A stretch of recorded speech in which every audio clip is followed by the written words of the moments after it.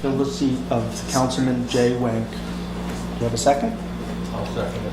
Second. All in favor? Aye. Aye. Motion carries 4-0.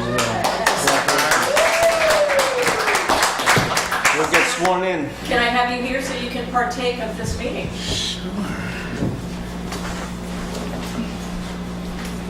And now, if you're on the board, we expect better from you. Is that what you expect? No, that's Reginald Earls, I need you to raise your right hand and repeat after me. I, Reginald Earls, Reginald Earls. do solemnly swear Solemnly swear that I will support the Constitution of the United States that I will support the Constitution of the United States and the Constitution of the State of New York, and the Constitution of the State of New York, and that I will faithfully discharge the duties and that I will faithfully discharge the duties of Town Board member of Town Board member according to the best of my ability. according to the best of my ability.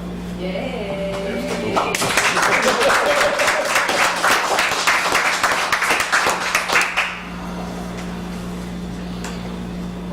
You got it. Beautiful. Welcome on board, Reggie. You can stay down here tonight, but next meeting you gotta move to the other side to balance this out. We are kind of waiting to the rest. Mr. Fisher, do we make the motion to adjourn? Actually, So we can go back to the agenda now, Jackie. Okay, Public public be be heard. heard. I have John Ludwig. John?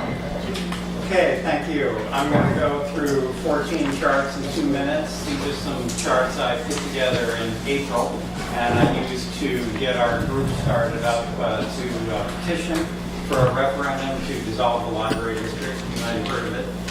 And so this is a map in New York State showing the district libraries. Woodstock is one of 54 district libraries, and you can see how they're concentrated mostly in the Hudson Valley and down in Long Island, and much of the state has no district libraries. This is a chart of the municipal libraries in New York State. This is what I'm proposing that we could become. It would take some town board involvement, and that's one of the reasons I'm here. There are 4 times as many. There are 197 municipal libraries, and 50, there's the district libraries again, 54 of those, 197 of those. Here are the district libraries listed by county and sorted so that at the top of the list is the county that has the highest percentage of district libraries. That's us, Ulster County. We have 10 district libraries out of a total of 20. Dutchess County has 5 out of 21. So that's 24%, we're 50%. Greene County is 22% and on down. And 45 of the 63 counties don't have any district libraries. This is similar information. Woodstock is in that sliver of 7% there of district libraries. Next to that on the left are the municipal libraries, 26%. You can see there are an awful lot, well, the green is school district library. There are a lot of different kinds of libraries. I'm not going to go through them all. And then there are a lot of association libraries. This is the ratchet effect that's built into the district law that says that if people vote no on the budget, then you get the same budget as last year.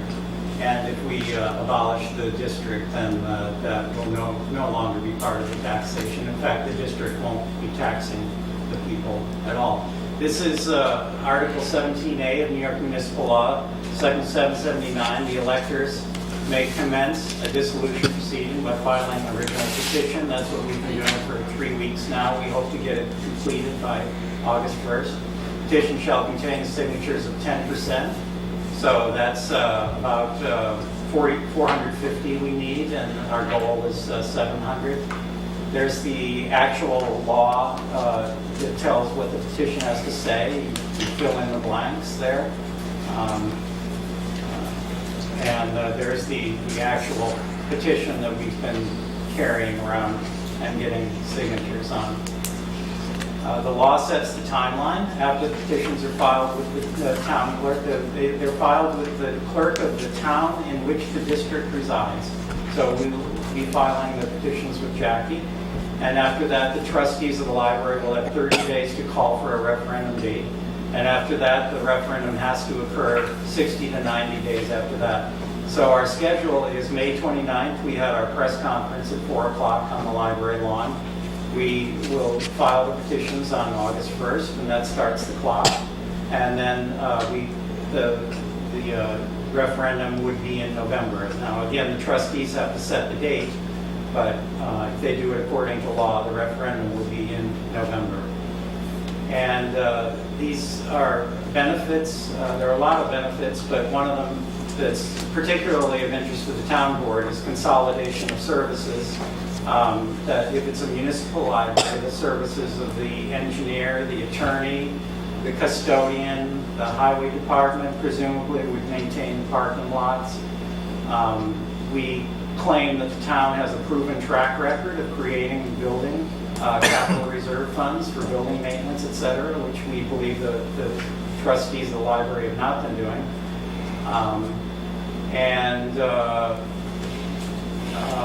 Here's the second bullet is important. Military veterans and seniors get a tax discount, which is not true of library taxes. The town board would interview appointees to be trustees, and the benefits, the library employees would have the same benefits as all town employees. Good job. That's got to be 2 minutes. Yes, I Yeah. Yeah, nice. You're the first person in the history to stop. Very much. Well articulated. Thank you. Thanks. Next is Judy Solano. I'm Judy Solano, here to talk about the library dissolution as well. Many of us long-term residents are making an effort to fix the way the Woodstock Library is governed by dissolving the special library district and changing to a municipal library. This would be an improvement for our library and for our town. We're finding that a lot of residents feel that the library trustees are out of step with the Woodstock community with their $5 million plus teardown and mega library proposal, just as they were out of step with the proposal in 2007, which was resoundingly rejected, and with the 2013 annex, which was unwanted as well. Several $100,000 were wasted on these projects, money that could have been spent to better maintain and renovate the library building. We know that the town board has a better perspective on the whole town, its economy, its history, its culture, its well-being and identity. The town board has a good track record of fiscal management. Never has the town board wasted $230,000 on studies about something that didn't happen. We trust that the town would be more judicious when it comes to spending the taxpayers' money. Dissolution of the special library district and consolidation would allow the town to share services with the library. The New York State Department of State of Local Government Services provides technical assistance and local government efficiency grants to assist with planning and implementation of a dissolution and consolidation. A $25,000 grant will be available to the town to help facilitate and fund the cost of the transition. Lastly, we believe that the voters in Woodstock deserve to be heard. We say yes to fixing the way our library is governed. We say yes to letting the people decide. And if you haven't already, please sign a petition, and when it comes time, vote yes for better library governance. And Sam Ragnarelli. Thank you. Nice to see everybody. There's so many wonderful things that have been said by John and the others. I just want to speak to the fact about how did we get here? How did a community that really loves its library and wants to see a good library get to a point where we're in this debate about governance? And I think if you look at the poor decisions that were made back in 2007 and 2013 about the annex and how much blood on the floor took place with the annex, finally, a few people have said to me, what happened to the annex? And I said, well, it collapsed under reasonable analysis. Because the more you look at some of these proposals, you say, what are they thinking? So now, how does that happen? How do you have a repeated flow of unrealistic, poor judgment? And I think there are some, one of the nice things about living in a community is that I think we're all trying to do something good for the town. So I don't harbor any hostilities against people who disagree with what we're trying to do. But I think you can see a thread of poor judgment and advice that has gone through at least the last 11 years. And it's worn the patience of the community thin. We want to see a better library. But unfortunately, tearing the library down and building a mega library isn't the solution. So, for those on the board, I know you're in a dicey situation. You really have to sort of hold off and keep your opinions and whatever judgments in abeyance until you hear all the facts. And most of them, the biggest fact is, what does the community say when it approaches a referendum? And then at that point, if you want to weigh in sooner, you're welcome to, as a board. But I think, as a board, I strongly encourage you wait until the referendum takes place, and then you'll know what the community thinks.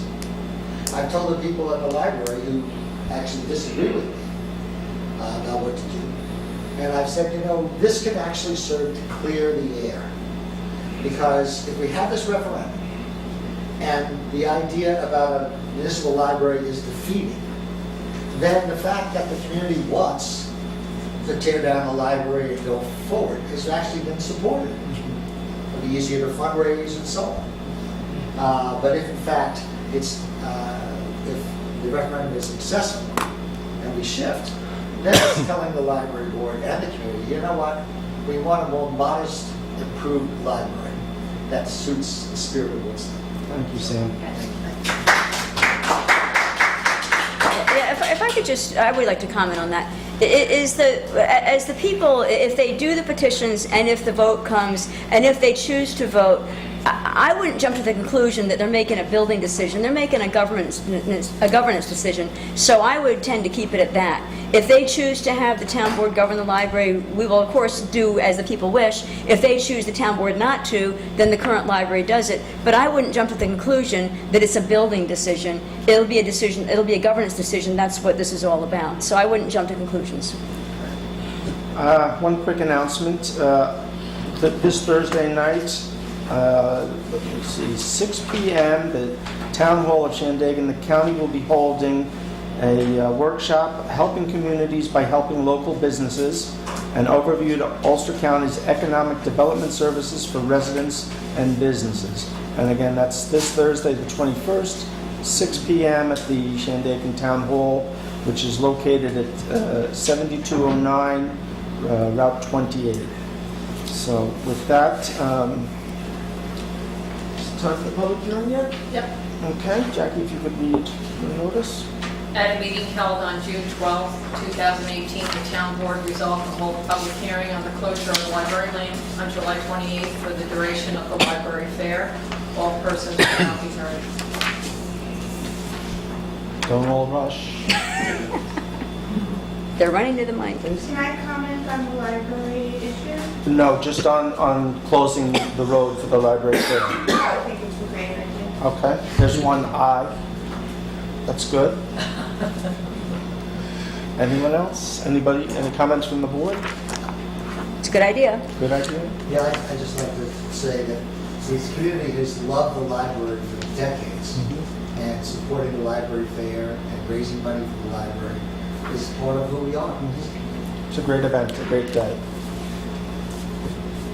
Any more comments? Anyone? Going once, twice, 3 times? All right, then I'll call for this resolution. Whereas a public hearing is held on June 19th at 7:10 p.m. at town offices for the purpose of taking public comment pursuant to Article 4, Section 64-10-B of the New York State Town Law on the town's intent to close Library Lane on Saturday, July 28, 2018, from 9 a.m. to 5 p.m. for the purposes of accommodating the library fair, and whereas comments were received, therefore be it resolved to close the public hearing and permit the closure of Library Lane, and I would add, from Tinker Street to the back end of the library property on Saturday, July 28th, 2018, from 9 a.m. to 5 p.m. for the purposes of accommodating the library fair. Second? All in favor? Aye. Aye. Did you say aye, Reggie? I did. I heard it. My hearing's not. You did. His first aye. Congratulations. Yay! We should frame it and present it to him. Okay. We can all agree on something. Yay! Thank you very much. Thank you. Have a great fair. We'll see We're all going to be you. there. See you on the 28th. Thank you. Take care. We did get the date right. So Reggie, a couple of these now you will not be able to vote on because you didn't have an opportunity yet to look. All right. But be it resolved to accept the minutes for meetings held on May 15th, June 1st, and June 12th. Did anybody see the paper that I put on the thing highlighting? The corrections? It was adding for that last meeting approximately how many people and who was there. Well, I know, I didn't see it. It was on the table. That's Did mine. you read it? That's all right. I just wanted everybody to know on that last meeting, the first paragraph where I state who was present at the meeting, that I filled that in. Okay. Yeah, It was okay. missing. Thank And I you. will second that, but I will also mention I did mark up 2 of the copies. 2 of the 3 I did have marks on. Okay, thanks, Laura. So, you're welcome. Actually, and I made 1 more, or 2 marks too, because last week we corrected that originally I had 22nd for the library. And that Isn't was, it the 28th on here? it's on the minutes, it's the 22nd. Oh, in But mine? yes, yeah, we okay. corrected it. Okay. All right. All in favor? Aye. Aye. Be it resolved to authorize the payment of audited vouchers in the amount of $334,328.42. Second? All in favor? Aye. Next month, Reggie, you'll learn all about vouchers. Oh, you're gonna love it, Reggie. Be it resolved to authorize transfers per transfer sheet. Second? Aye. All in favor? Aye. Aye. Whatever. All right, before I offer this resolution, is Paul still here? Yes. This is for the charging stations and in the parking in the pool. I left a blank in there. So I wanted a number of years. So basically, we're talking about waiving parking in lieu of fees for Sunflower for their expansion. They're short parking spots and we would charge for them, but they've agreed to put in charging stations which would be available to the public. And I think it's a great idea. The planning board has recommended that we do this. The only caveat that I would put in there is that, you know, if for some reason these charging stations were removed within the next number of years, I think they should owe the town the fee. So, do we have any consensus on the number of years? Well, first of all, so just to be clear, if somebody did pay for in lieu of parking, they'd be paying one time. We don't yet have a renewable annual fee. Is that correct, Paul? Or whoever has the Correct, answer? correct. Okay. I would think 3 or 5 would be handy timeframes. Okay. Anybody else? 3, 5? I would think maybe that they would have to get them installed within a year of completion of the project and run them for at least 5 years. Okay, so there's 2 for 5 years? 5 Sounds years? good. Reggie, 5 years? Okay. So let me offer this resolution then. Whereas the Woodstock Planning Board has recommended the Woodstock Town Board waive parking in lieu of fees for applicant Mountain Meadow Realty LLC with regard to special permit number 17-0364 slash WWP 17-029B. Therefore, be it resolved to waive the parking in lieu of fees of $10,350 for Mountain Meadow Realty LLC, Planning Board case SPR number 17-0364 slash WWP 17-029B in exchange for the applicant slash property owner installing a double car charging station in the parking lot at 75-83 Mill Hill Road that will be available to the public to use. Be it further resolved that should the applicant owner fail to install the charging station or removes the charging station within 5 years, the parking in lieu of fee is due in full. Second? All in favor? Well, wait, before you do that, so I would add what Lauren said as well, where it says, be it resolved, install the charging station, add the words within a year. So install the charging station within a year or remove the charging within 5 years. I like what Lauren said about having a deadline of when they install it. Okay, so is there a motion to make that change? I'll make the motion to make that change unless Lauren wants to make the motion because it was his idea. Is there a second? I'll second. All in favor? Aye. Aye. Motion on the original resolution? Second? All in favor? Aye. Can I just say something? I want to, I don't know exactly how this evolved, Paul, but I want to commend the planning board and Bob Wickham. This is a nice solution to some of the issues we're facing, and it shows flexibility, and it shows sort of progressive thinking and how we approach some of these things in town. So I just want to thank everybody involved. All the indications I've seen is where these are put in place, it's going to draw people. These become destinations. So, yeah, this is a good thing for the community. Do we have any idea how much the charging stations cost? Well, we just Are they bought in the bank comparable too, with this right? 10,000? Oh, yeah, he's going to spend more. Yeah, okay. Maybe more. 14 or 15, I think. For the two of them? Yeah. Actually, the town just bought 2 doubles. They may be. Yeah, I think there's a fast charging, there's a little, It's but it was different. around 15, something like that. That was installed?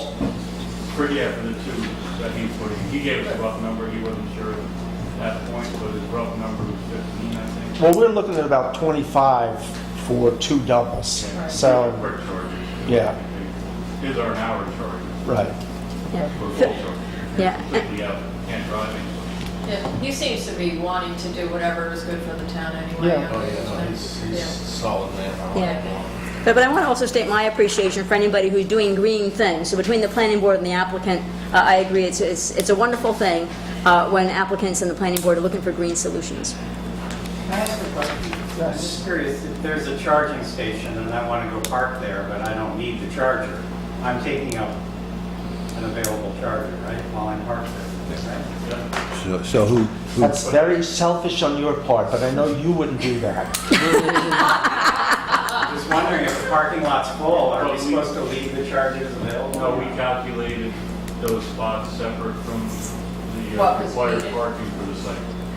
So there's, who knows, but there should be 2 additional spots if the place is maxed out. Yeah, but I think what John's asking, who's policing it? Is it privately policed? Yeah, who's allowed to park there? If you're not charging your car, you're allowed to. Anybody can, I guess that would be up to the Bob. owner, Bob, yeah, would have. Really, how long are they in a grocery store of Sunflower? I mean, it's not like ShopRite where you Well, can it could spend be 2 hours. Well, it could be A&P bar Oh, though. it could be anybody. And they can be sitting. Oh, you don't know where you're putting them, that you don't know Well, where they're they're being going right placed. across Main P bar, that, next to the old drive-in window from the old bank.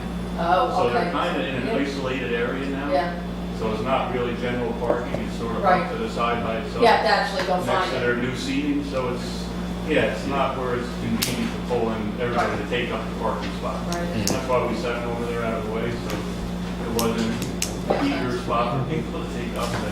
In the towns, I mean, we're about to put in two charging stations, one on the back wall of the public bathroom on Rock City Road. And the other, it was initially to go in the community center, but I happened to mention to John Laval and David Gross, who worked on getting this grant, that perhaps down by the police station along the wall might be an even better spot because they bring people right into the middle of town. And I haven't heard back from them, but You mean in the alley between the hardware store? yeah, there's parking there. I know there's parking there, but it's not fun. It's not, except most of the electric cars are pretty small. They're not big trucks. Well, no, So- I don't think that, but also It's didn't our ju- resolution, we already stated it was going at the community, so we would have to change things? Yeah, we would. I'd bring that back to the board if they thought it was a good recommendation. I mean, we have the final say. I think it'd be better up at the. Yeah, I do too. Yeah, or the library annex. We need to have it where there's we need to have it where there's a meter. Sorry. Pleasant trouble. I know, sorry. So if the actually if the historical society wanted to lend us their meter, we could put it there. No. Mostly because I can't. That was quick. You already asked me that. I know. We don't have a, oh, you mean our building meter? Yeah. Well, where would they go? Well, we'd have to run a line out. It'd be a bit of a Okay, stretch. yeah, if you wanted to do that, we'll look that up. Let me offer the last resolution, and then we can go to short-term rentals. Be it resolved to hire Justice Rice and Dustin Donaldson as temporary summer help for the Highway Department at $13.34 per hour, starting June 19th, 2018, and ending September 28th, 2018. Second? All in favor? Aye. Okay. Councilman Hefner, Okay, you what? want to lead this? What we're talking about tonight, we're kind of rolling out some of the ideas and thoughts and possible regulations on short-term rentals over a number of weeks because it's a rather complicated package, a lot to it, and we want to make sure we get it right. Do you have a copy? I seem to have two copies. You got a copy? Do you have a Reggie should have a copy. Yeah, okay. He's got a If copy anybody now. wants, Jackie's got a couple extra copies, and she can make a few more. This is what we're talking about tonight, are regulations that the committee has proposed, and they would be incorporated in a handout to landlords who rent short-term rentals, whether it be landlords who live on the property or landlords who, what's the word I'm looking for? We're Non-owner occupied. not present. But these, what we're talking about tonight would affect everybody, is basically what I'm saying. So we'll just go down the list. If anybody has any questions, objections, problems, or additions, let us know. First thing up is everyone involved in a short-term rental must register with the town and must receive a registration number. That registration number must be posted on all short-term rental websites and any other additional advertising the landlord does. Now, the reason for that is once we get involved in oversight of these things, if we go on the Airbnb website, for example, or VRBO, whatever, we see a number there, we know you've registered and everything's cool, you've been inspected, and everything's fine. If there is no number, that means you're not operating legally or properly. That's the reason for the number. I believe we got that one from Airbnb too, didn't we? Yeah, I think so. And I'm fine with that. Now, just out of curiosity, so have people, because I was talking to somebody the other day who said they've registered with the county, so I know we're saying they have to register with Woodstock, but is there going to be are we going to keep track of people's county registration? As they register with us, will we also know their county registration number because they're paying taxes to the county? I just thought we were I always think that's just a sales tax number. I'm not sure what when you say registered, I'm not Well, sure. they probably are. To- I know to somebody pay who says sales they're tax. paying sales tax. I'm sure they Yeah. are, but what are they registered for? I'm not sure how they get the county. I'm not sure if they just pay a tax I think or that's whether it. they have some county number as well. I was curious about whether we're Because going to keep track of any county number. Okay, that's just a question. That could be something that could be added to the application form, though. If they have a county. Yeah. I'm Well, not they sure. should all be paying sales tax, so, Right, and I would think they would have some number with the county. yeah. Somebody asked me the same thing. When they and do I- that. But the county has also not instituted a bed tax yet Correct. on But STRs. they still have the sales tax. So, yeah. But wouldn't that be filed with the state, not the county? So I was confused with that whole thing, how they're filing with the county and for what? That's, 'cause I thought the county Yeah. was collecting it, but I could be mistaken. I didn't No, look into when you it. file for sales tax, you have to get a state number. Okay. So I guess that's an So open question. I'll look into That's that. something we can clarify for the people. Yeah, that was confusing. Yeah, okay. All right, we haven't determined, or the board has not yet voted on the actual fees we're going to assess, but the property owner must pay a yearly registration fee, and we're recommending that fee be based per bedroom, 2 people per bedroom. 2 adults per bedroom. Yeah. You know, fun. Also to be required is safety inspection by the fire inspector at the local STR. Any questions, problems? No problem with that. We find that humorous, Reggie? No, Jack, listen. Next. Go ahead. How about Mr. Jack? No, Jackie And Lauren down to the other end. Go ahead. What I do? You laugh. Behave yourself. We're recommending property owners should check with their insurance carriers regarding their coverage includes renting. Okay, is the word should or it should be mandatory? Well, I don't know that we can make them. You tell me. I don't know. I'll inquire with the associations of town. Can town, Can town require that? town? 'Cause I mean, the certain things state we can do. mandate that you have car insurance, but I don't know that we have the ability. No, but there's certain things in building where they require the town to be additional insured or an insurance policy, so. Can town mandate. You know, I don't know that we should get deeply involved between somebody and their insurance company, but we should be able to advise them. Yeah, it should be, I don't think it should be a suggestion, and they can take it from there. Okay. Property owners must advise renters of local laws such as the leash law and the recently passed noise ordinance. We could either, and Jackie actually mentioned, we could attach a summary of those laws to a handout to renters, or we could just print out the website links that would take them to those.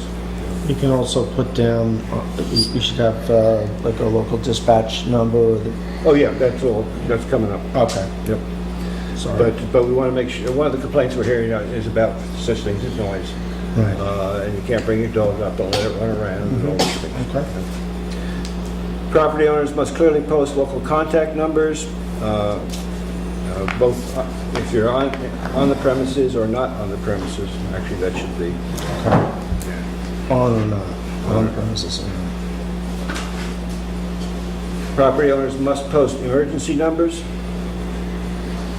Property owners must post a layout and fire emergency exit diagram. So that would be part of the inspection. Okay. Someone brought that up too, you know, when certain things happen, when you rent long-term, you don't usually do these things and all that. Trouble is, you got people there for the first time. Something happens, there's smoke in the building. They're not used to the layout like a long-term renter may be, and that's, you know, obviously safety is a concern here. Property owners must ensure that renters are aware of property boundaries. You shouldn't be wandering into other people's swimming pools. Before renting, property renters must ensure they are not in violation of local zoning ordinances. Property owners are responsible, and here's the, taxes due on rental property or properties. Property owners cannot post signs advertising short-term rentals, such as lawn signs. We're talking physically putting up, like a for sale sign in front of your house, but STR here. Well, so what if they wanted to put something on the house, on the building, for example? I mean, so we don't want any signage. I would not. No, any short. That's up to the board. Any short-term rental should have no signage at all. I mean, I guess I'm thinking of, but I guess more hotels in town, or more bed and breakfast. I guess I thought some establishments that had a name might have the name of What's the regulation, Paul, with like home occupations? What do they allow for a sign? I think usually that as long as they're within the compliance of the sign law. Yeah. In a residential area? Yeah, for Home occupations, they're allowed to have. What are they allowed, like 10 feet? 4 square feet? Isn't it 10 feet? Yeah, I'm not sure home occupation. I think it's smaller than 10. I thought it was 10 square I feet. don't see how you can stop them from doing that, since up my way where there's a whole lot of money, people tend to name their houses and they put signs up. You're Okay, allowed to name name a building. Yeah, so, yeah. so name it short-term rental. Yeah. Short-term rental house. I named mine Bob, because everybody Yeah. else had a name for their house. Yeah, so I'm okay if we say you can't have a lawn sign, but because I don't think, signs are permitted, and you have to get a variance if you want a sign bigger than what the zoning Plus you law have to says. pay for a sign.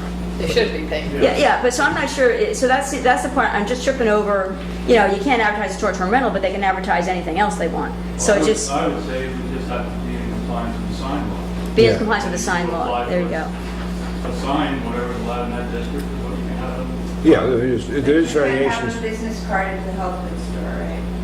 Excuse me? Yes. You want to put a business card You at can the health food put, store. you can do that. Oh, yeah, that's not what Yeah. So, I- There's a wall at your house, the health food The store. health food store lets you put it on the counter. That's more than 10 So No, it's not away from the house, it's how big a sign can be on a residential property, not no distance. So I agree with Paul, rewording it to say, a reminder that they have to follow the sign Must ordinance. comply with zoning. Comply with zoning, zoning regarding signs. The other, just to jump back a little bit, before renting, I think instead of saying the property renters, Oh, the it should owners, say that the owners, the the- town will insure. Before renting, property renters must be shown not in violation of local zoning. Yeah, that's. It should be, that's on the town to Which one's this? Before before renting. renting, the town will insure. So, actually, we probably want to reword it. Before issuing a permit, the town will ensure that there are no violations of local zoning ordinances.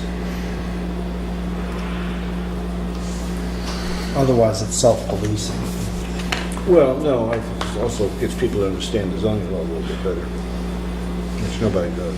But, well, would you reword it to put, if you reword it slightly, you might put the onus on the property owner. Before renting, the property owner must obtain a permit from the town. Well, they're getting a Well, permit. that is up at the top. So what's the difference between, oh, must ensure they're not in violation? Yeah, that should just be part of the permit If you process. remember, we talked about certain limitations in certain districts too, so, flood districts, flood zones. Why don't you, since you're going property owners all the way down, why don't you say property owners must ensure that their buildings are are in compliance with local zoning ordinances? That would work. Say that again, Mr. Rose? Property owner. Property owners must Ensure they are not in It violation. must ensure that their buildings are in compliance with local zoning ordinances. It makes it more symmetry out there on the line going down all the properties. You Yeah. know you like symmetry. I do. Yay. Okay. I like that change. Back to the signs, so, Match the zoning law that's the zoning law. for each I'm just trying district. to avoid that people, people always, even real estate signs are legal, but, Well, we shouldn't be picking on property, I mean, if other people can do something, we shouldn't just say, oh, if you have a short-term rental, you can't do it, but your neighbor can do it, because he's, he's selling mulch. He can put his mulch sign. Now, if they come for a special use permit, which the that's what I mean. non-owner occupied will, signs are something you look at, right, Paul? Yeah, so, Right, okay. Property owners must ensure that all trash is secured and only placed roadside.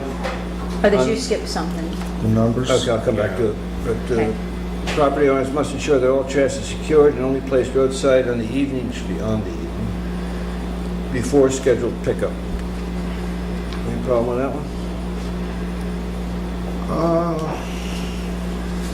In other words, if you leave on Sunday and your trash pickup is on Wednesday, you gotta think about it. Yeah. But you can't be leaving trash out for 2 days up on O'Hare Mountain or someplace and, You can do because that, it's gonna but end up on Yuri Hill Road. I in the guess, summer, the garbage is still gonna be made all over the place. I mean, Yeah, that's what we're trying to prevent. I'm saying though, if they're leaving the garbage out, if they leave on a Sunday and the garbage pickup is on Wednesday, the bears are gonna. but what we're saying is Owner needs to they take need care to of make it. arrangements to not put it out till Tuesday Tuesday night. night. So that's on them to Good. Okay. So deal we with the don't- Are we garbage. also saying anything about bringing cans back in? Because one thing is taking the can out to the street, the other thing is bringing the can back in again. So do we need to also address getting the cans back off the road? We can Well, add then that. you can say that to the entire town. Yeah, I think you're getting a little too specific here. I would just say property owners are responsible for their garbage from cradle to grave, or however you want to put it. I mean, because the rest of the town is supposed to comply with this anyway, but when the trash goes out, right? So But I'm just saying, the one consistent, besides noise, the one consistent complaint we're getting Is is trash. garbage, garbage, and Correct. bears. Correct. And we're enticing the bears and all that. Okay.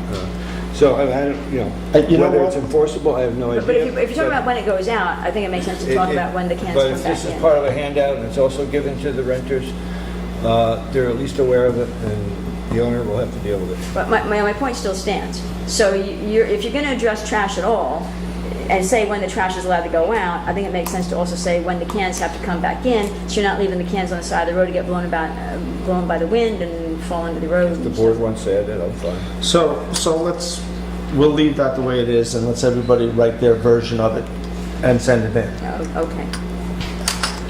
If you have a bear-proof container, it doesn't matter when you put your cans out or take your cans back in, that's all I'm saying. You've taken responsibility for your garbage. Yeah. That's, So you're even saying to eliminate the last part of that sentence then? I'm just saying, yeah, I mean, if they, however they keep it from being spread all over the road, that's, Right. you know.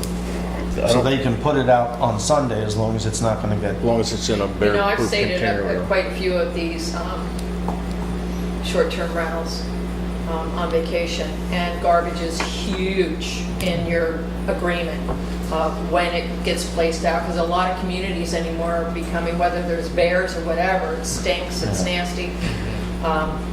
So I'm thinking leave it in there, let them be responsible for their trash. oh, I agree, it should stay in there. It's just a matter of how we word it. Right. Well, I can't see though, well, I mean, renters aren't gonna pour ammonia over the garbage cans when they leave, so. Well, maybe they will. Maybe they will. Gear oil works perfectly. Huh? Gear oil, 90-weight gear oil works perfectly. The Inuit Indians use it under tents, so the polar bears don't eat them when they're trying to kill seals. Which ones are property owners? You skipped about the street. Property owners must ensure their street/road number is clearly visible. Yeah, and the only trick. That was from you. Well, yeah, and I agree with that. And the one thing is, I know with my neighbor, we live on a shared driveway of 4 houses, and so the only thing that, and I appreciate you adding it in there, and it's a start. But the thing that doesn't quite cover is the Airbnb next door to me. The street number is never going to be visible from the street because you got to drive down a very long drive to see it. So in this case, we needed signs on trees to point. So it kind of covers it, and maybe it's the best we can do. But visible from where? I mean, the guy could say, well, I'm standing in front of my house and I see it right there. But you can't get from the street to his house without signs I put up. Otherwise, you never find it. So anyway, I think it's a start. So it may be all we can do at the moment. Yeah, I mean, clearly visible to me meant to the renter arriving down your road, they can see the number. But it's also important for the emergency services. Yeah, exactly. There's nothing worse than looking Right. for a house number. Right. And You if have you- 2 minutes to find somebody. And if you're Right. dealing with somebody on the other line who doesn't know where they are in the middle of the night, Yeah. I would say clearly visible from the road, maybe. Yeah, or at the drive entrance, or, yeah, at the road. Road. Yeah, even if it's private road, they have to be signed. The Yeah. road has to have a sign. Yeah. And your last one there, I'd like to discuss that with the town attorney, because I know he bristled a little bit about, Revoking permits. yes, and that there should be a clear The process. last one, by the way, for those who don't have the paper, Yes. is that certain number of violations results in a revocation of the permit. And who would revoke it? That's what we need to really have a very clear process. Well, yeah, and I guess the clear process, because same violations regarding any, well, one thing, there ought to be a remediation time frame, I would think. If you have a violation and you're cited for that, I would think there ought to be a remediation time frame, and if you don't meet the remediation time frame, then you get the revocation. Well, I think if, Just like a DWI. Was just like, I'm not experienced with that, I'm sorry. That's Tell good. us, Lauren. That's good. Oh, I don't know. Tell us how that works. well, I think, I'm not sure what you mean by remediation. I hate to set up more bureaucracy over this. But if you have a violation, If you're you saying... got a couple, if you got 2 or 3, if you got 3 noise complaints filed against you, I don't see why you should have a permit. If you're consistently violating the noise ordinance, you're renting out to parties or whatever, boom, you're going. I don't disagree, we just need to clearly spell that out. No, And how many Well, the violations? committee is Because- recommending 3. Three Now, violations. What we'd have to determine is what constitutes a violation. Is it noise? Well, Is it not trash? only that, but property owners must advise renters of local laws such as leash law and noise ordinance. It doesn't, so the person can still, the property owner can have done what you said here. They can say, here's the noise ordinance, and if they have a noisy tenant, then who gets To me, the it's the violation? to me, it's the property owner. Has to be the property owner, otherwise there's no penalty Right, at but all. that's not clear to me, because what you told the property owner, their requirement was that they have to Yes, well, they communicate have to it. let people know. They have to let people, and if they prove they let people know, even if there's a noise violation, this doesn't say that it was their job They regulate their to. property. You know, You jump into, I think you're jumping to a conclusion, but anyway. What do you mean? Well, because your words say the property owners must advise the renters of the local laws like police Right. law and noise, but then And if there is hopefully, noise. the reason for then- that is to hopefully minimize any instances of Correct. violations. But my point is, if you go back and say you had a noise issue, they'll say, yes, but I did what you told me I was supposed to do. I did my part. I advised my renters. Okay. So what you're telling the landlord they have to do is Then we advise the can put- renters, and they will, Then we can put something in that landlords are responsible for the activities of their renters. Simple as that. well, I'll do a little more investigation on this, Yeah. but you've all heard me complain for 2 years on and off about my neighbor who does the Airbnb. And I've been talking a lot with him in the last year or so, and he has modified his rules, and I don't have a list of what they are. Right. But I can tell you whatever he did solved the solve problem. And my neighbor solved the problem too, because I had their people on my property all the time, and that hasn't happened for at least a year. Right.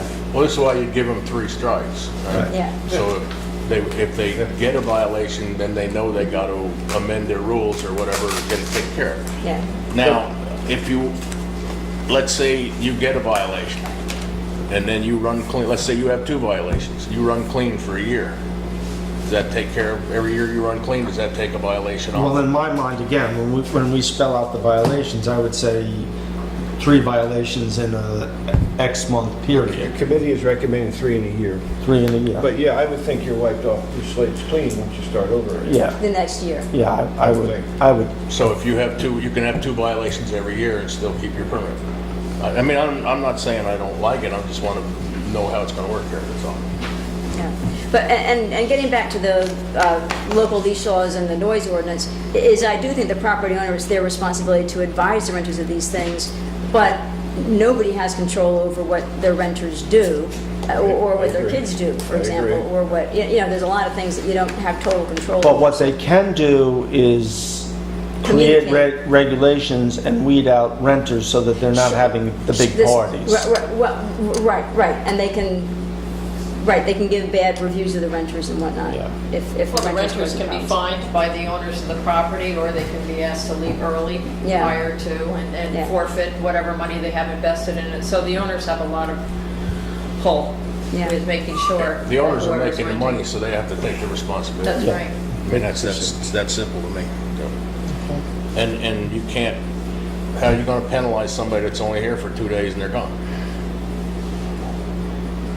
Well, but I always think it's fair to penalize the person that's causing the problem, Right. not Well, we the, need not to the get, we person need to that... get those too, but you gotta penalize Well, the person that's making the money off. But if they're making noise, they could be the one getting the ticket or... Probably. Yeah, They may be the absolutely. one getting the ticket, Or- but it's still Right. an owner violation. Right. I mean, think about it, and we can adjust. Okay. Any questions? So I think this is pretty good overall. nice, I very think we've nice. got a few things just to tweak here and there. Any questions from the public? And thank you for addressing my 2 issues, because I had both the property line thing and the, We still have a ways to go, and I don't know what the board's, So I'm ready to prepare that document in our next meeting, forward that to the planning board for their review. we still have to determine, Did you have a question, Paul? no, we still have to determine fees. That doesn't have to go to, that would be We standalone. still have to determine if we're putting limitations on how many, say, non-owner occupied buildings And one person can have. That one person can own. Yeah.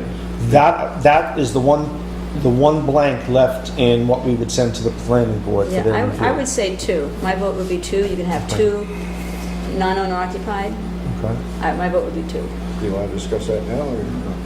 I mean, I like 1, because any more than 1, and it becomes, you're a real business. And you're starting to, gobble up. I'm in favor Whatever, of 1, too. 1? Do I hear any more ones? Oh. Reggie, if you want to weigh in, talk about, think about it for a day or Yeah. 2. No, I'm good with 1. Okay. Because the whole idea of buying something just for an investment property, just for a moneymaker, I don't care for it much, but I understand it's gonna happen. So I would limit it as low as possible. So, Bill, you're calling it one what? So you can have one Owner occupied, Non-owner. non-owner occupied. Non-owner, okay. Non-occupied. And to clarify, that means when the owner is out of town, when the renters are there, the owner's not there. Because the owner might Correct. occupy it the rest of the time, but they may vacate when the renter's there. So we're saying If- not owner if- occupied at the time the renters are there. Correct. Non-owner occupied is when you vacate the house Yeah. and the renter has the run of the Yeah. house. And my only thought on that is that there may be cases where somebody for some reason wound up with two properties and they're going back and forth and they want the option to be in this one while that one's rented and be in that one, this one's rented. So that's why I would think two, I'm not going to get upset if the board votes for one, so be it. But that's why I would think too is there could be people that for some reason have more than one property in Woodstock and they want to go back and forth. Well, you could have two, a non-owner occupied and an owner occupied.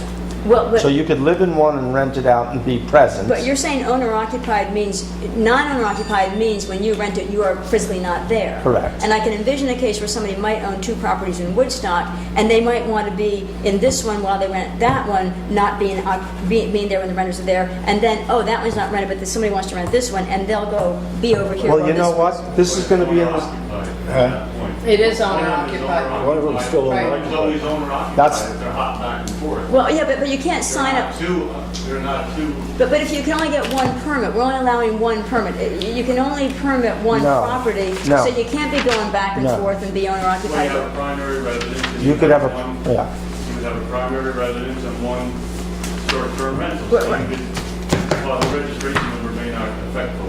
But I thought the definition of not owner occupied means I might have my primary residence, but if I'm going for a week vacation and I rent it and I'm gone, then that's not owner occupied because at the time the renter's there, it's not owner occupied. Well, here's the thing I would say, Laura, that what you're proposing would be fairly rare. And it's bizarre. I don't know if it's bizarre. Hold on one It's pretty second. bizarre. But, You're driving up from New York City saying, well, geez, which house do I want to stay in this weekend? Hold on. That's pretty bizarre. but this will be in the zoning law, so people can go and get variances. You could go and plead your case to the zoning board of appeals and get a variance for this unique situation. Okay. Two Sir? questions on that. Scenario that I see is if someone has a house that they live in, they go to Florida for 2 months a year, and when they're out in Florida, they rent it. That, in your definition, is not owner occupied. Rent it for the 2 months? Yeah. It's not short-term. But if they rent to two different people, short-term is less than 30 They rent days. it- To different they rent it people, short-term. they rent it out Yeah. in a short-term fashion for Yes. 2 Yeah, months. so you're non-owner occupied. Okay, but then they also now, can that same person now own another house in Woodstock that is totally short-term rental? The answer is no, according to what you're saying. No. That seems like a fairly common situation.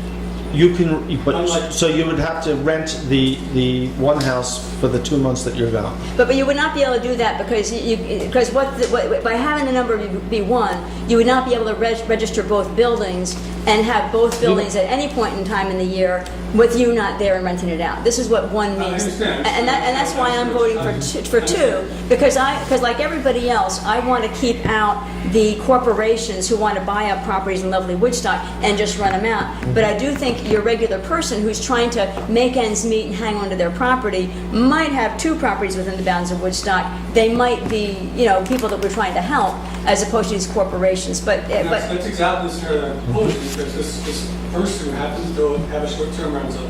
Yeah, but it's open. Happens to go to Florida for a couple months a year. and want to rent their You house. still, and you can still rent it out for the couple of months. You can find somebody to rent it. Well, no, you can't, because Correct. you're only letting them register one of those buildings. Laura, you can rent it long-term now. Right. But yeah, but he's saying Otherwise, he it's may... open-ended. What if I have 3 or 4 No, houses? but he's up saying there? a short-term rental for Because the he other wants to, house, with both the, would be short-term. yeah, he's saying for the 2 months, I he's going to have a understand. revolving door of people coming in. understand So it's not a One short. is different. It's hard to rent for 2 months. It's easier to rent. Yeah, A no, week I at a get it, time.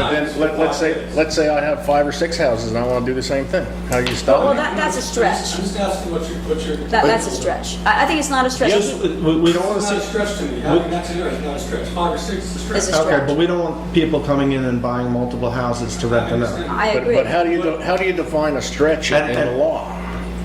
That's what he's trying to do here. We want to pick the number. That's why I'm My saying vote would one, still be because for then two. there's no 2111, and Reggie's going to talk about Well, it it. doesn't matter, you got three. You have three people say one, one's going to win the day, because you have three people say one. I just want to go on record by saying I would still say two. As I mentioned One more last, question. as I mentioned last time, and Bill just mentioned, there are ways of handling certain situations that we can work around. Certainly, if somebody is dependent, financially on needs income, or there's a financial issue here, I said it before, we can work it out.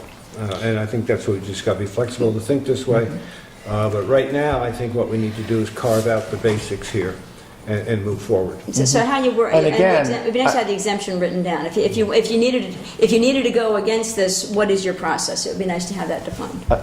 The zoning board. Zoning board would be It's okay. very easy. Okay. I mean, again, you're creating, if you're creating a unique situation such as Jeff mentioned, you can go and get a variance. Yeah.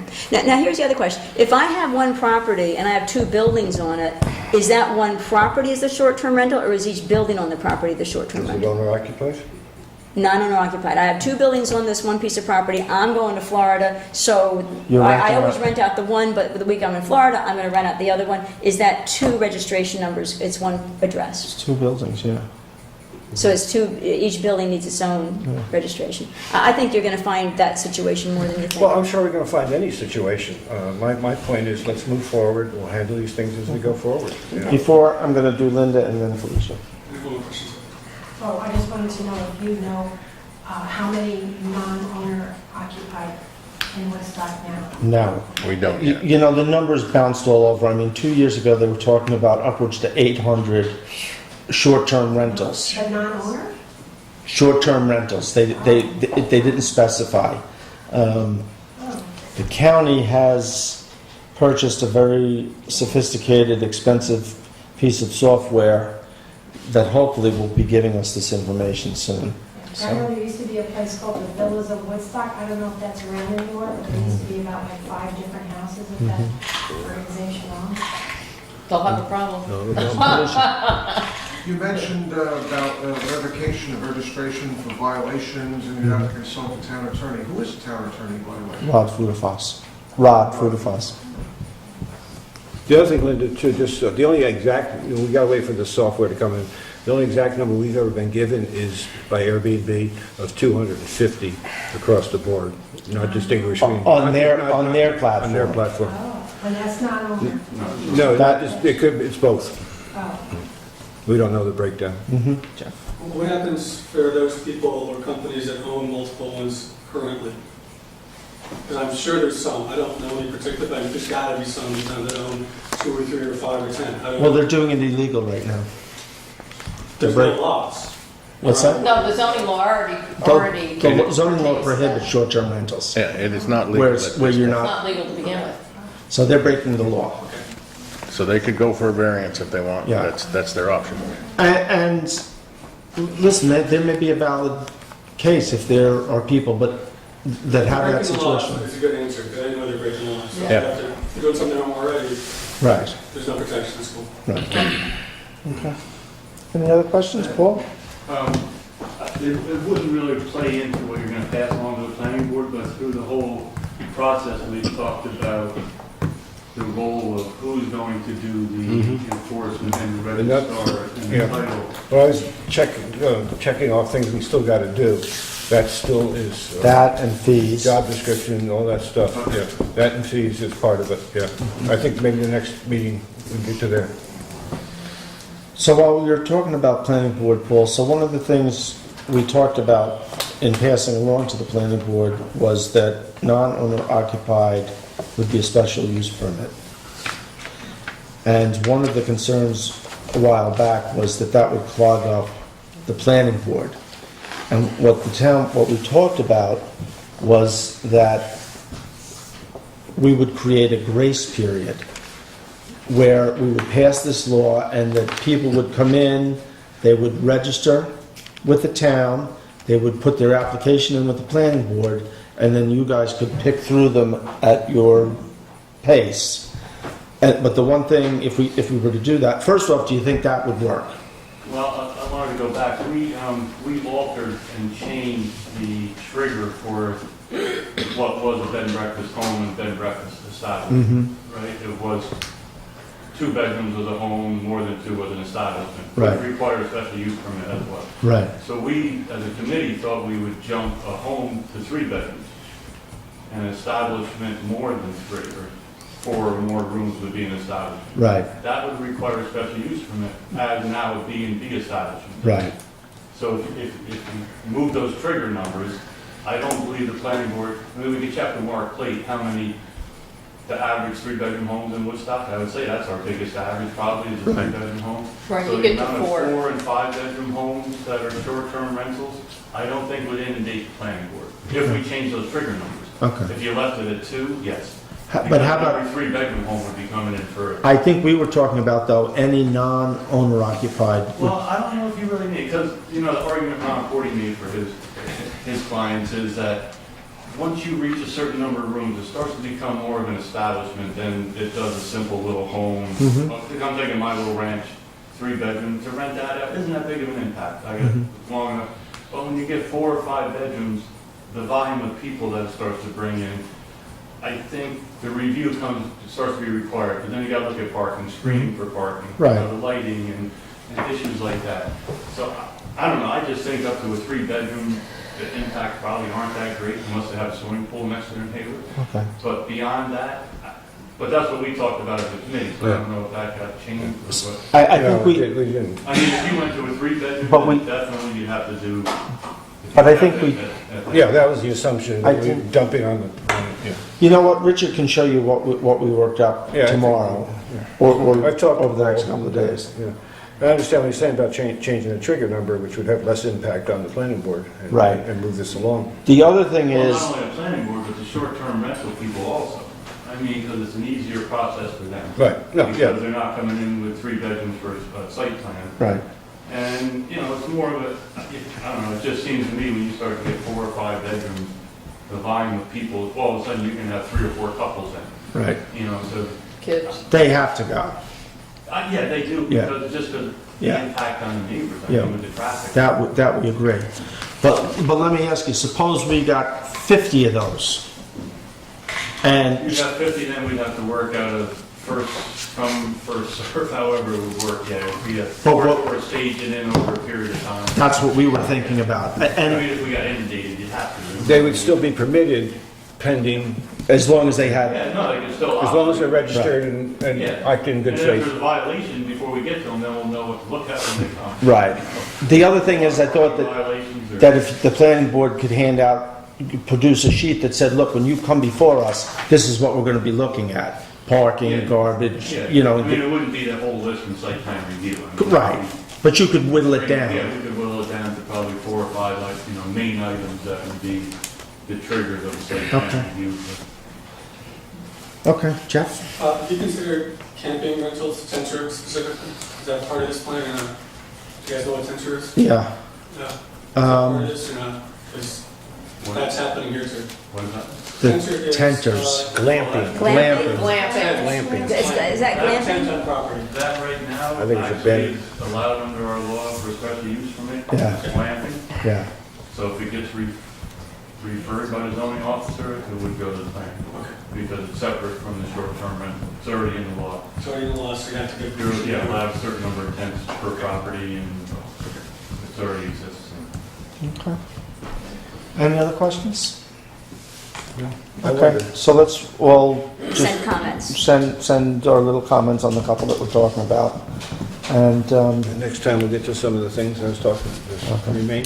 Yeah, I think it's a very nice piece of work, I want to say. I think it's a We're very nice getting piece of there. work. We're getting And it there. is getting there. it's a complicated issue. I wanted to Yes. add something if we're done talking about it. Okay, and I have one more thing too that I want to just Well, bring. this kind of connects. Yeah, go ahead.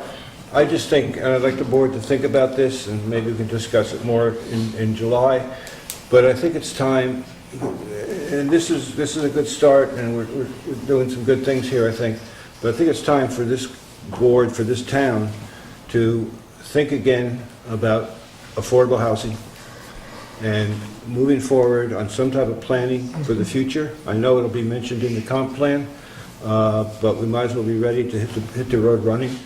I'm very concerned about where we are in 10 years. in terms of prices.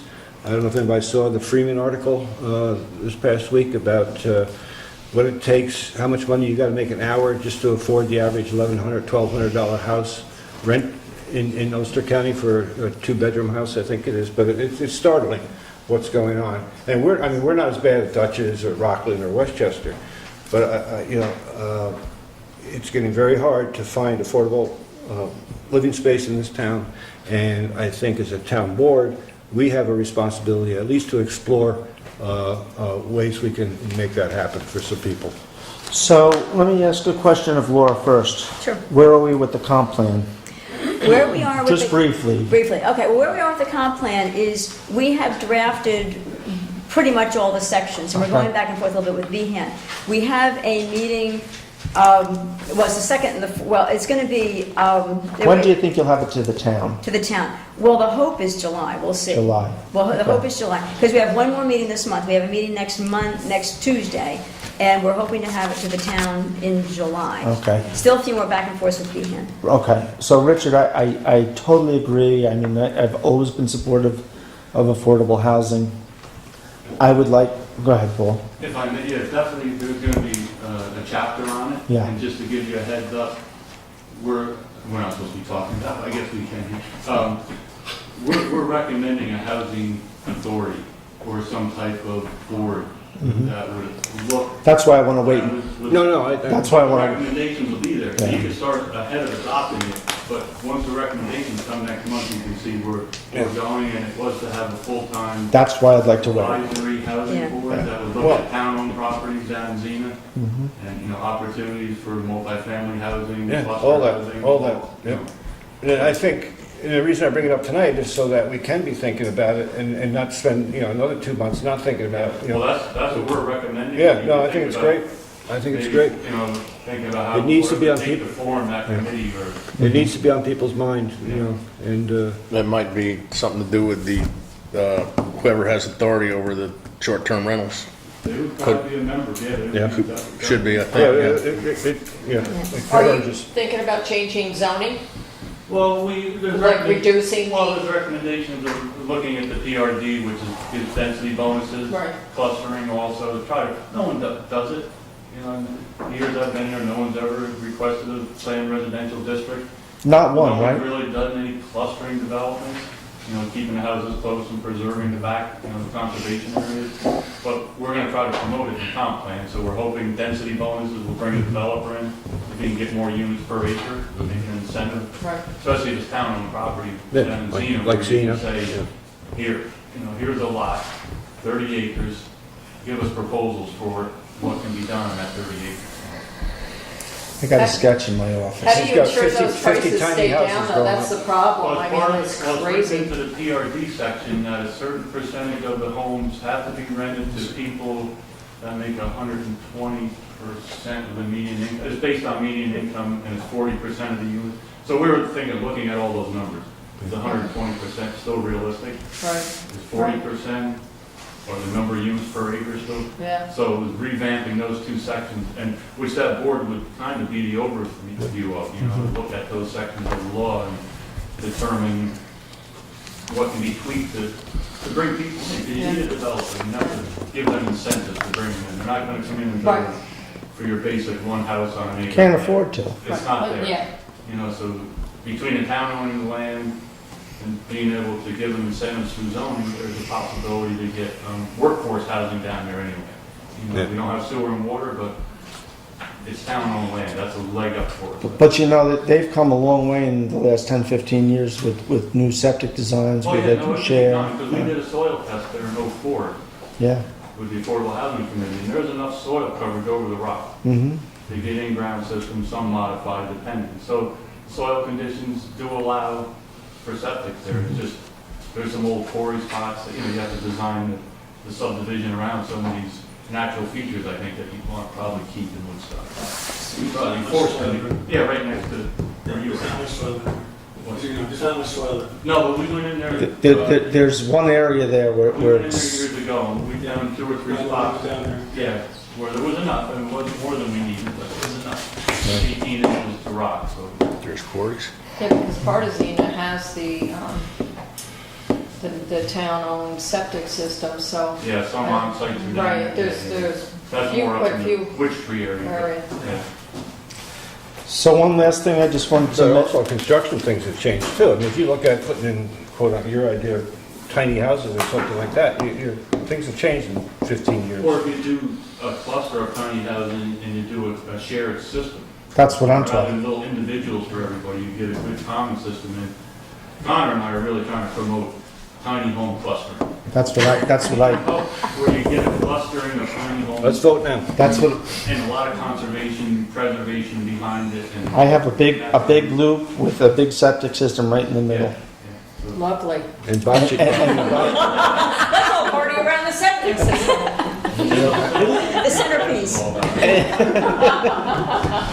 It's so great for young people in this town, because I'll tell you what. You make the playground out there, it's They kind have of a- living kinks and not that, but I'm just saying, there's so many people that really need affordable housing, and they're feeling like they're really getting shut out, and they've been born and raised here, and it's really. It's a lot of older people too, Yeah. middle-aged and old, Right. yeah. It's because the money's here. We're trying to use the new term, diversity housing, rather than.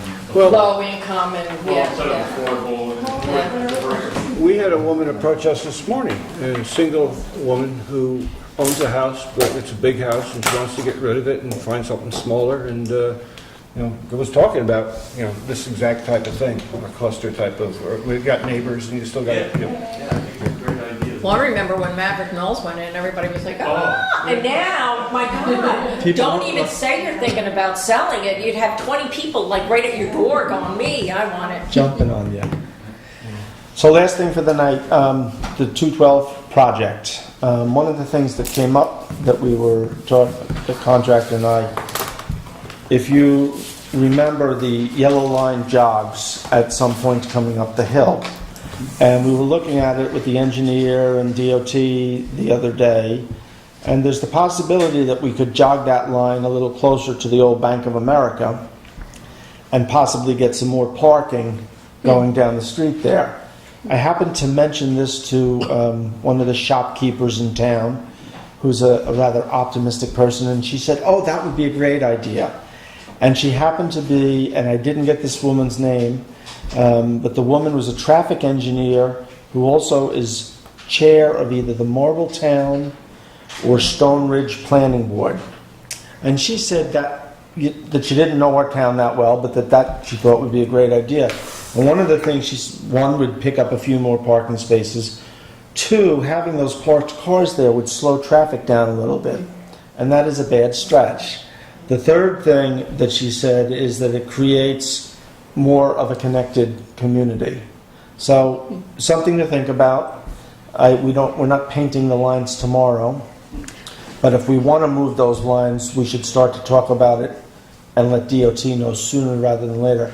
And Paul, if you could do me a favor and bring that to the planning board at your next meeting. Do you meet this week? Yes. If you could, and just maybe John or you could just get back to me on your thoughts. Well, I have a question too. Is I know that we did that traffic study way back in November, hardly believe it was so long ago, but anyway, and they talked about if we, sometimes it's good with parking spaces on the street to have what they call the T's and the L's, so so the cars know where they're supposed to be. Delineated. Yes. So if they're painting the road and we're going to make parking, They're not. No T's or L's. No T's or L's. The town has to come up with the money to do that. And at some point, I think we would want to. I think it may help organize the parking a little bit. That's all. Maybe not a T or an L, but maybe a line just where no parking past this sign. Yeah, there you go. Yeah. One strip. There you go. Yeah. Well, actually, they talked about that as well, Paul. Just to kind of. Well, That would be a good start.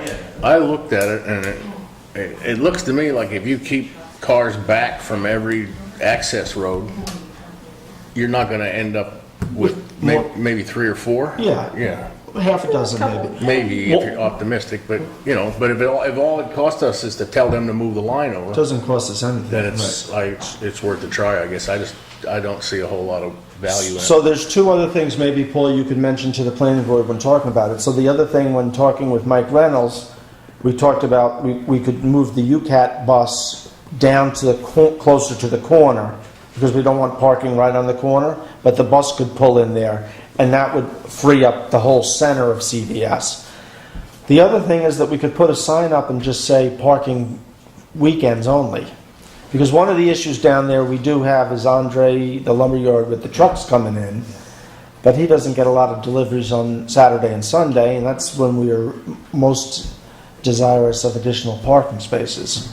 So that's another Yeah. possibility. I'll talk to the board. Thank you. Have John get you. Okay. I talked to Mike Reynolds about the, what did Jim Hansen call it? The speed control mound? Mounds. And he said, those are big. I said, yeah, it's like 12 foot wide, like that. So he's getting a number on me for that, and he's getting a number for me on a removable one.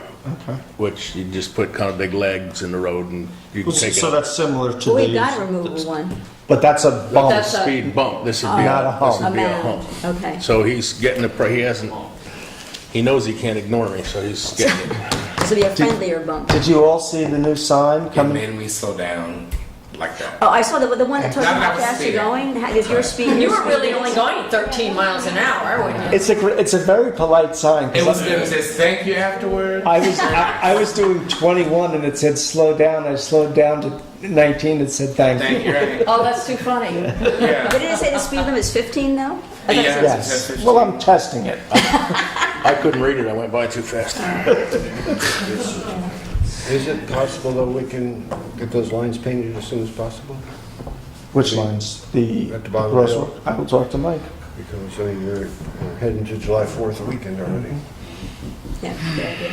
I will impress upon Mike our desire to get that taken care of. Beg and plead with him. Okay. Okay, I just had, before we adjourn, I just wanted to formally congratulate Reggie, welcome Reggie, and I want to thank everybody in the town. We did get a set of resumes. We have, it always inspires me when we put out a call for resumes and we see the value of people that throw their hat in the ring. And so we had a lot of valuable people throw their hat in the ring, so thank you to the people that did. And we feel like we're doing the due diligence to know that we've surveyed the field. And it's probably not a surprise we picked Reggie, because after all, he's sitting in the seat to start with.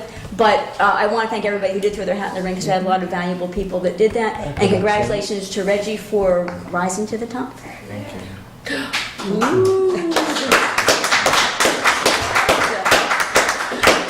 Do you want to say anything, Reggie? Should I call for adjournment? I just want to say thank you. You're very welcome. So with that, I'll call for adjournment. I'll second that. All in favor? I'll vote for All that. right. Good meeting, folks.